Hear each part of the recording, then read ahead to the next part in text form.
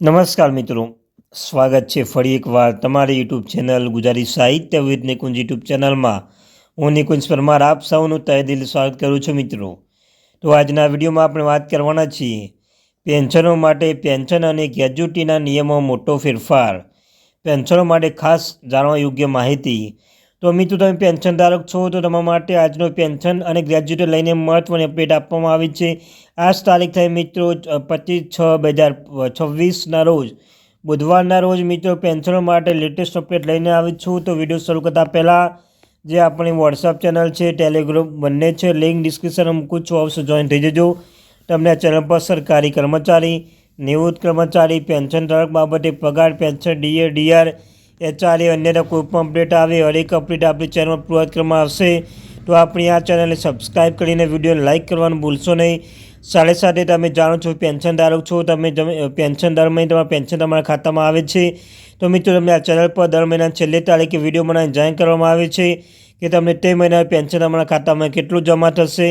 તો આપણી આ ચેનલને સબસ્ક્રાઈબ કરી લેજો, વિડીયોને અવશ્ય લાઇક કરી લેજો. તો ચાલો જાણીએ વિગતવાર માહિતી. તો મિત્રો, ગ્રેજ્યુટીના અને ગ્રેજ્યુટીને લઈને નિયમમાં કયા નિયમો ફેરફાર કરવામાં આવે છે, શું ફેરફાર કરવામાં આવ્યો છે, તો તેના વિશે વિગતે આપણે ચર્ચા કરી લઈએ. તો મિત્રો, શું છે ચેતવણી? પહેલાં કર્મચારીઓ માટે ચેતવણી છે.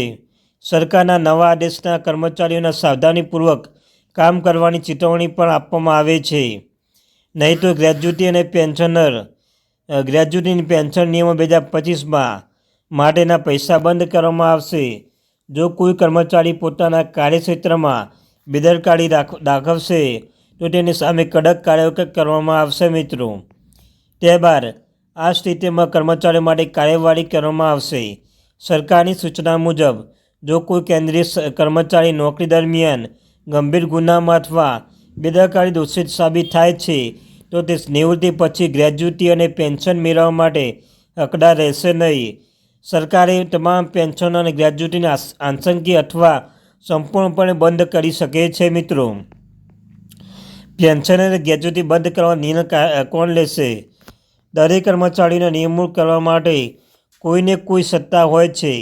કર્મચારીના બેદરકારી પર તેના સત્તાના પ્રમુખ પેન્શન અને ગ્રેજ્યુટી અને પેન્શન નિયમો બંધ કરવાનો નિર્ણય લઈ શકે છે. પેન્શન અને ગ્રેજ્યુટી બંધ કરવાનો નિર્ણય કર્મચારીઓના વિભાગ સાથે સંબંધિત મંત્રાલય અને વિભાગીય સચિવ દ્વારા લઈ શકાય છે.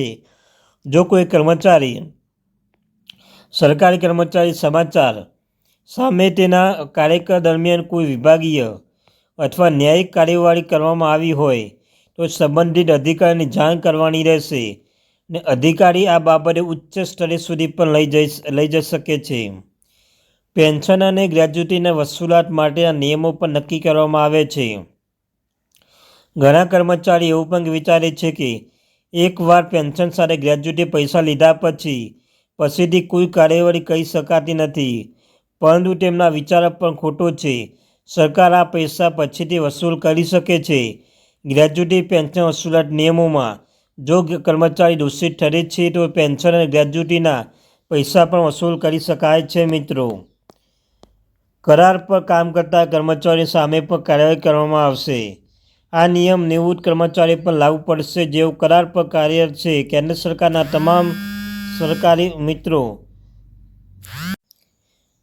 તો મિત્રો, તમને કહ્યું તેમ જે છે નિર્ણય લેવામાં આવે છે બધા જ નિયમોની કાર્યવાહી કરવામાં આવશે. સાથે સાથે કરાર પર આધારિત કર્મચારી તેમના માટે પણ આ કાર્યવાહી કરવામાં આવશે.